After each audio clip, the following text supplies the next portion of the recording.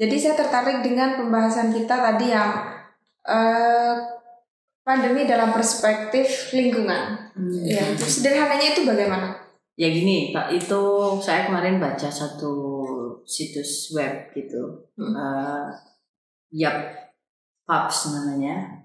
Dia seorang jurnalis di Jerman. Dia mau mewawancarai Rob Wallace. Rob Wallace itu pengarang buku Big Farm Make a Flu gitu ya. Jadi bagaimana ya sekali lagi ini tetap ada hubungannya dengan kapital.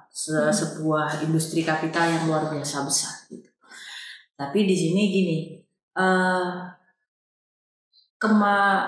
posisi manusia, pertumbuhan manusia, populasi manusia yang sangat besar ini kan sebenarnya merupakan pasar bagi satu industri gitu. Sudah menjadi komoditas manusia. Sebagai komoditas manusia yang manusia ini menjadi komoditas gitu, menjadi objek gitu, objek ekonomi gitu.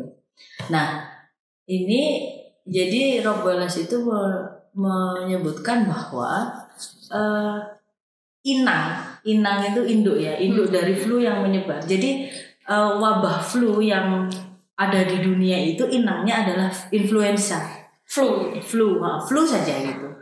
Nah itu awalnya ada menjangkiti Spanyol tahun 1928 kalau nggak salah.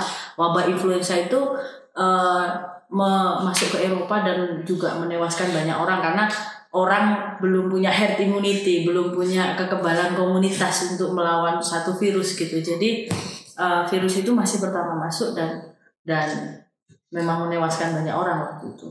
Nah, kemudian ini sebenarnya menurut Rob Wallace itu jika kondisi alam itu sekarang tetap seperti ini, tidak coba dikendalikan gitu, ini corona ini bukan akhir gitu. Akan ada patogen baru. Jadi akan ada apa ya? Akan ada jenis virus baru yang turunannya dari flu tadi. Diciptakan atau memang ya akan muncul sendiri dengan sendirinya karena dia ekosistem alam itu sudah rusak gitu. Alam dikendalikan itu maksudnya gimana? Nah, contohnya gini ya. Jadi flu itu, jadi kemarin itu kita kan mengenal namanya Ebola gitu kan, MERS, Ebola di Afrika, virus Zika itu di Brasil, terus virus MERS SARS itu di Timur Tengah gitu, terus H5N1 gitu ya, itu di Asia Tenggara gitu. Nah sekarang corona ini semua benua gitu loh di dunia. Iya, dia itu hari ini dia sangat canggih karena dia kalau yang lain itu dulu di satu region gitu, Ebola banyak di Afrika, sementara di yang lain nggak begitu banyak. Kalau corona ini nyasak habis gitu, seluruh benua itu kena gitu. Nah, sebelum saya masuk ke pertanyaannya, saya akan jelaskan dulu bahwa angka mematikannya virus ini, si corona ini sebenarnya jauh lebih kecil daripada Ebola dan teman-temannya yang awal. Angka kematian yang diakibatkan umpamanya orang yang terinfeksi virus ini gitu. Karena ternyata kalau di data itu kalau Ebola, MERS itu sampai 60%, bahkan flu burung itu 40% dari orang yang terjangkit itu 40%-nya meninggal. Nah, cuma yang kita tidak boleh lupakan gini. Yang MERS, Ebola, SARS, Zika itu kan menjangkiti orangnya tidak secepat corona, tidak sedahsyat corona gitu loh. Jadi penyebarannya dahsyat. Ini penyebarannya kan dahsyat. Ya mereka mungkin menginfeksi umpamanya, taruhlah 100 orang gitu ya. Menginfeksi 100 orang atau 500 orang. 50%-nya kan hanya 250 umpamanya kan. Nah, tapi corona ini kan per harinya aja sudah di Indonesia kita udah angkanya 500-600 gitu ya. Per hari. Sekarang ada 27 ribuan ya, nyaris 28.000. Itu yang angka kematian di Indonesia meskipun 1-2% atau gitu ya. Itu kan ujung-ujungnya banyak juga gitu. Ujungnya kan tetap banyak, tetap ribuan gitu. Nah, disinilah keistimewaan dari corona. Nah, Rob Wallace itu menulis bahwa seperti ini, industri peternakan dengan kapital yang besar itu artinya gini, mereka ini bukan peternakannya perorangan yang hanya satu orang punya 500 ayam, maunya itu enggak. Mereka udah mainnya hektar gitu, hektaran itu. Dan itu peternakan sapi di Eropa. Kalau kita kemarin lihat film Home gitu ya, banyak lahan hutan itu ditebang, terus dibuat peternakan sapi di Eropa. Terus di Australia juga, terus perkebunan gandum, peternakan itu banyak sekali, lebar sekali dan mengikis hutan gitu loh. Padahal hutan itu adalah satu tempat yang paling ideal untuk satu organisme itu berkembang biak secara alami gitu loh.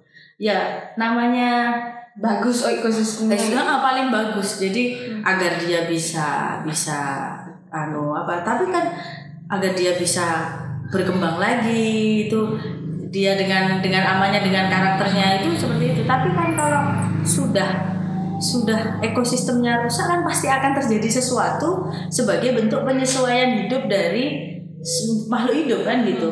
Kita ambil contoh kemarin beberapa organisme itu di National Geographic itu ada organisme baru atau organisme yang sebenarnya dulu ada tapi bentuknya menjadi lain, atau dia punya racun yang lebih mematikan itu di daerah-daerah yang berbeda atau daerah Chernobyl itu yang di situ tempat bocornya uranium nuklir gitu kan, atau di Hiroshima atau Nagasaki itu.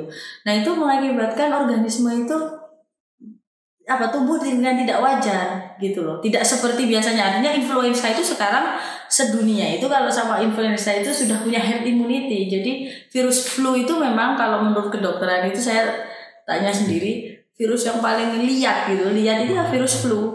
Jadi flu itu ya gampang, sekarang karena kita semua sudah pernah flu ya, jadi sudah membentuk satu kekebalan komunitas gitu. Akhirnya kita ini kena flu ya gampang kena flu, tapi ya gampang diobati kan gitu. Kalau flu asal kekebalan tubuh kita itu bagus, imunnya bagus pasti itu. Sebenarnya corona juga kayak gitu. Cuma kan dia berbahaya untuk orang-orang yang punya penyakit penyakit bawaan sertaan gitu. Nah, jadi maksudnya Rob Wallace itu pengen membongkar itu. Jadi bagaimana kita itu overpopulasi ini itu ternyata sudah membuat kondisi bumi itu sudah tidak seimbang gitu loh. Banyak hal itu digunakan untuk menghidupi kebutuhan hidup manusia. Umpamanya ya saya ambil contoh dari kebutuhan perut saja. Yaitu tadi dari kebutuhan perut kita akhirnya banyak para kapital itu bisnis peternakan, bisnis padi gitu, lahan hutan diambil jadi padi atau semuanya untuk itu. Dari perut itu sudah, dari sisi pangan ya, dari sisi papan. Kita udah di Sumeneb saja gitu, kita lihat banyak sekali daerah resapan air yang sudah menjadi lahan perumahan gitu ya. Banyak orang-orang punya duit sedikit beli rumah padahal investasinya untuk rumah kayak gitu. Nah, kita nggak nyoba untuk menganalisa dari sisi itunya gitu loh. Ini apakah? Nah, sekarang kalau Sumeneb jadi langganan banjir itu kan udah jelas kan siapa yang kan ya kan, karena yang kalau mau nuntut yang salah siapa itu kan udah jelas gitu kan. Nah, terus dari kebutuhan sandang itu saya kemarin bagus sekali sebuah acara di Metro TV bahwa ternyata satu baju kita itu mengakibatkan limbah sekitar 1.500 liter limbah. Jadi baju kita satu. Nah, saya bayangkan ketika kaum perempuan ini sekarang sedang benar-benar dipompa untuk beli baju itu fashion kita ini sebenarnya sudah menghasilkan limbah yang luar biasa gitu. Nah, saya kok lebih senang membaca ini semua dari perspektif lingkungan, karena itu membuat saya pribadi sebagai diri sendiri dan mungkin bahwa saya punya ternyata saya ini juga punya investasi kesalahan terhadap apa yang ada gitu, apa yang terjadi. Mungkin saya gitu karena saya masih suka baju, masih suka gitu. Nah, atau saya bisa berbuat, artinya namanya menjaga lingkungan sebenarnya setiap orang bisa mengerjakannya gitu, daripada mikir itu kerjaannya Bill Gates, itu kerjaannya Zuckerberg gitu kan ya. Apa yang bisa kita kerjakan? Jadi saya lebih Tapi bukan berarti saya tidak menyarankan untuk tidak mempelajari konspirasi. Tetap itu karena buat itu asik sekali gitu. Nah, dan teman-teman KRK, teman-teman kita juga harus tahu. Wow, wajib banget ya. Konspirasi itu seperti apa? Apalagi biar nggak baperan juga, nggak sering marah-marah gitu kan. Kalau kita ini sekarang kalau umpamanya ya kalau baca berita terus ada yang pemerintahan kita ini dikendalikan asing gitu gini itu biar nggak shock gitu loh, bahwa kita ini dikendalikan bukan hanya sekarang gitu loh, sejak tahun ini sudah dikendalikan secara ekonomi gitu loh. Jadi biar kita lebih proporsional dan akhirnya kita lebih ya itu tadi artinya berkonsentrasi untuk memikirkan hal yang baik daripada sibuk marah-marah gitu. Kalau saya lebih sekarang ini kok lebih senang dan itu lebih bisa bukan dunia abu-abu gitu loh. Kita bisa perusahaan ini yang sedang main-main gitu dengan alam kan kayak gitu. Artinya gini ya Mbak, semakin lingkungan itu kita rusak dengan kita sering beli baju, sering investasi rumah dan bla bla bla bla, sedikit banyak kita telah memberikan sumbangsi untuk virus dan penyakit itu terus ada dan berkembang. Iya, artinya pengetahuan ini pengetahuan yang harus diketahui. Jadi kalau mungkin orang-orang Eropa itu mereka lebih seperti ini. Kalau orang Eropa itu kita ngomong mereka lebih sekuler gitu ya. Mereka bahkan banyak yang ateis, tapi kok alam semesta di sekitarnya mereka asri gitu, karena mereka secara rasional mereka itu sudah ilmu pengetahuan mereka itu sudah ngajari mereka untuk kalau saya macam-macam akan ada yang balik ke saya gitu loh. Iya. Nah jadi kalau bahasanya orang-orang kayak Ma'iyah itu kayak Cak Non, jamaahnya Cak Non itu alam semesta itu punya cara sendiri untuk memberi penghargaan atau menghukum atau mengutuk gitu yang ada di atasnya gitu loh. Jadi ya dan itu nggak maksudnya nggak usah dipandang sebagai apa ya pasti terjadi seperti itu ketika tidak seimbang. Jadi saya itu meyakini seperti ini. Saya pernah buat status dan banyak akhirnya yang komen ke saya gitu, menganggap saya itu terlalu menjadi penganut yang lebih ke perspektif lingkungan gitu ya. Karena saya buat kapan corona ini akan berakhir gitu ya. Terus saya jawab sendiri itu memang status saya saat keseimbangan itu sudah terjadi gitu. Artinya bagi saya corona ini mewakili pandemi, mewakili virus gitu ya, mewakili penyakit. Kapan penyakit ini akan berakhir ya saat keseimbangan alam itu terjadi lagi gitu. Cuma ya catatannya saya yaitu yang bikin agak memang akhirnya sebel lagi, yang selalu kena getahnya pasti manusia di piramida itu yang paling bawah ini yang paling kena. Jadi penebus dosanya. Ya, penebus gitu kesalahannya. Jadi kayak kita yang ada di Bogor itu bisnis villa itu kan yang punya villa kan orang-orang super kaya di Jakarta gitu ya. Tapi begitu ada banjir, ada gempa, ada longsor dan sebagainya, kena kan desa-desa sekitar yang nggak tahu apa-apa gitu loh. Ya kan. Jadi ya dari situ mungkin sebagai manusia itu jadi pengetahuan yang seperti itu, yang dari banyak hal yang kita itu, saya itu pengennya itu orang itu sebagai komunitas kita bisa apa, sebagai pribadi kita bisa apa, sampai kadang nggak apa-apa juga kalau memang ada satu perkembangan umpamanya banyak lahan yang ditebas oleh pengusaha gitu. Dengan pengetahuan seperti ini kan kita bisa bereaksi gitu. Itu nggak bagus buat ekosistem kita. Nah, jadi saya melihat ini lebih dekat untuk kita bisa berbuat. Jadi artinya pandemi ini sebenarnya bisa kita tanggulangi, bisa kita kurangi penyebarannya kalau keseimbangan ekosistemnya itu bagus kayak gitu maksudnya. Iya, artinya kalau kita sama-sama jaga gitu. Artinya ya agar ya bisa berbuat dari hal yang kecil yang bisa kita kerjakan gitu loh.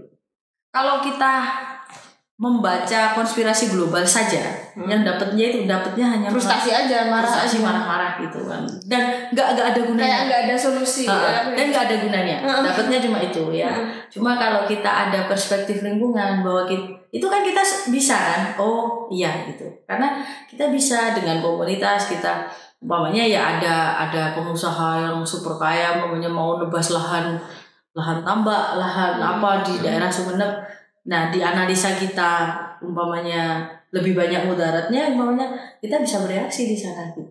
Kayak gitu, saya lebih akhirnya di sana aja lah gitu. Kalau mau menjadi satu basis epistemik untuk bisa bergerak itu saya lebih ke perspektif itu. Kalau ya sekali lagi kalau konspirasi saya ini ya hanya untuk itulah, untuk ngisi otak aja gitu. Ya. Dari semua itu ada ini nggak Mbak? Ada perspektif lain? Karena begini katanya Nurung tadi kan, kalau kita hanya menerima yang perspektif konspirasi saja maka ujung-ujungnya ya frustasi aja. Nah, perspektif lain dari selain ya lingkungan ya, selain konspirasi itu ya kalau saya jadi agak religius gitu ya. Saya termasuk orang yang meyakini bahwa yaitu tadi, bahwa alam semesta itu punya mekanisme sendiri gitu. Saya termasuk yang mempercayai bahwa prinsip dari alam semesta adalah keseimbangan gitu, balance gitu. Balance. Jadi ketika balance ini, jadi saya termasuk yang meyakini juga kok yang bahwa meskipun bahwa alam semesta itu atau bumi itu punya cara sendiri untuk mengembalikan hal-hal yang tidak pas yang ada di atasnya gitu loh. Jadi kadang kan kalau kemarin saya termasuk pengagumnya Cak Nun ketika Gunung Merapi meletus.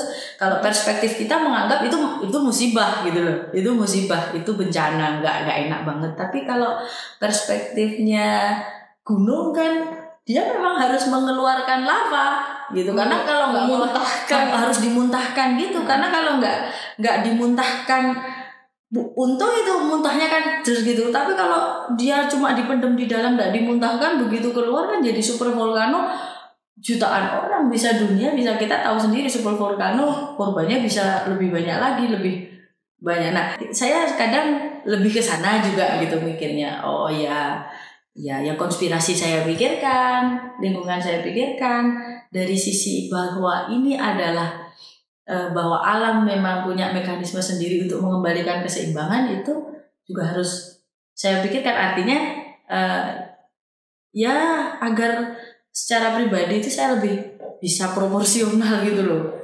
Intinya lebih mengedepankan langkah positif daripada marah-marah tadi gitu, atau saling benci, saling curiga gitu. Karena saya menganggap itu nggak ada gunanya sama sekali. Lebih baik dengan corona ini semua orang itu harusnya saling bergandeng tangan gitu, nggak usah saling tuduh siapa yang mendalangi gitu. Atau kamu jadi anteknya pemerintah, dukung pemerintah banget kayak gitu, itu kan nggak enak ya kalau kayak gitu. Atau ada yang cuek secuek-cueknya gitu ya. Kita mencoba menjadi bangsa yang menjadikan ilmu pengetahuan gitu ya dan spiritualitas untuk menjadi dasar untuk bergerak gitu. Kalau saya itu pengennya kayak gitu. Nah ya, terakhir ini ya, apa yang bisa kita lakukan sebagai anak muda, sebagai anak komunitas gitu, dari setelah kita menghadapi ini ya goncangan ini ya anak muda itu ya artinya kajian-kajian itu penting gitu. Terus membantu sesama itu penting. Jadi kalau bahasanya Cak Nun itu kalau bicara fakta bahwa konspirasi itu seperti itu, Cak Nun itu sudah ngajak jamaah Maiyah itu kan untuk seperti ini. Sudah tidak usah terlalu berharap pada negara, artinya negara ngasih apa ke saya gitu. Dan itu memang nggak benar gitu loh ya, nggak benar. Kita nggak boleh nanya negara ngasih apa ke saya, tapi apa yang bisa saya kasih ke negara gitu loh. Dan lebih harusnya seperti itu. Karena itu juga bikin baper kalau kita sudah menaruh harapan ke suatu hal yang lain di luar kita, itu bikin baper. Ya kalau ngasih, kalau enggak gitu kan. Nah, fakta bahwa setiap negara di dunia yang hutang ke lembaga donor itu pasti terdikte dengan sendirinya, itu kita harus, oh ya negara saya memang posisinya kayak gini gitu loh ya. Nah akhirnya kita ya sudah gitu, nggak ada negara nggak ngasih apa-apa, yang penting saya berbuat gitu, berbuat yang baik gitu. Sampai mimpi. Ya boleh lah kita tetap bermimpi sebagai warga negara karena kita berhak untuk dilindungi, tapi tidak usah terlalu banyak gitu kalau menurut saya. Jadi ya kita tetap harus mewujudkan cinta kita pada negara itu dengan kita berbuat gitu. Wujud cinta negara kita itu apa? Kita berbuat. Kalau bagi saya ya, kita berbuat sesuatu untuk tetangga kita gitu. Ketika di pandemi ini tetangga kita kehilangan pekerjaan, kita apa yang bisa kita berbuat? Ketika pandemi ini minimal gitu ada. Kalau kita bisa bantu alhamdulillah. Kalau nggak bisa bantu minimal omongan kita menenangkan. Nggak nyebahi gitu. Nyebahi itu apa ya? Bikin perut. Bikin itu nyebahi itu gini. Orang belum kena corona udah sesak nafas sendiri gitu loh. Itu nyebelin banget. Orang dengan jenis ini tuh nyebelin banget. Jadi kalaupun nggak bisa bantu pakai duit, pakai apa gitu, minimal omongan kita enak gitu. Itu bagi saya, jika setiap anak muda, setiap orang punya pemikiran seperti ini, saya yakin Indonesia ini akan bangkit gitu. Justru akan bangkit gitu. Ya karena saling benci, saling curiga itu nggak ada nggak ada bagusnya kalau bagi saya seperti itu. Ya, terima kasih Mbak Mama Nunung. Teman-teman, segalanya tergantung kepada pilihan kita. Apakah kita mau menghadapi pandemi ini dengan penuh rasa benci dan curiga, atau kita akan menghadapinya dengan bergandengan tangan dan rasa optimis? Badai pasti berlalu dan kita akan memenangkannya. Sampai jumpa di kajian selanjutnya. Jangan lupa mencintai semesta. Wassalamualaikum warahmatullahi wabarakatuh.